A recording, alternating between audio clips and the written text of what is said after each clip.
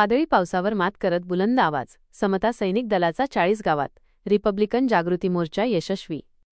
40 गाव खासगीकरण धोरणांमुळे आरक्षण धोक्यात आले असून शासकीय शिक्षण व्यवस्थेची मोडतोड सुरू आहे।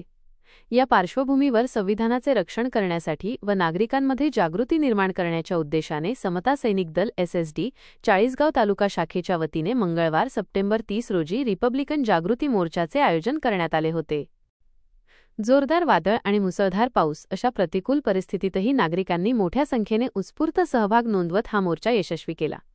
आरक्षण टिकवण्यासाठी संविधानाचे रक्षण गरजेचे, धर्मभूषण बागुल। मोर्चाचे नेतृत्व समता सैनिक दलाचे राज्याध्यक्ष धर्मभूषण बागुल यांनी केले। यावेळी बोलताना ते म्हणाले की आरक्षण टिकवण्यासाठी संविधानाचे रक्षण करणे अत्यंत आवश्यक आहे। डॉक्टर बाबासाहेब आंबेडकरांनी स्थापन केलेल्या रिपब्लिकन पार्टी ऑफ इंडियाची भांडवलशाही व विषमतेला विरोध करणारी नैतिकतेवर आधारित विचारधारा समाजापर्यंत पोहोचवणे हेच समता सैनिक दलाचे ध्येय आहे। मोर्चात राज्य संघटक विजय निकम यांनी 30 सप्टेंबर 1956 रोजी डॉक्टर आंबेडकरांनी स्थापन केलेल्या रिपब्लिकन पार्टीचे ऐतिहासिक महत्त्व अधोरेखित केले। जिल्हाध्यक्ष किशोर डोंगरे यांनीही आपले मनोगत व्यक्त केले।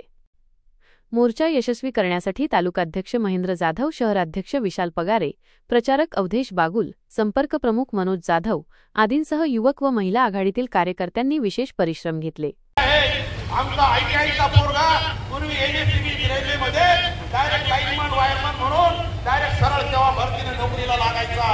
आज गेल्या 20 वर्षापासून त्याला फक्त 15-17 हजार रुपये वापरून घेतलं जात आहे।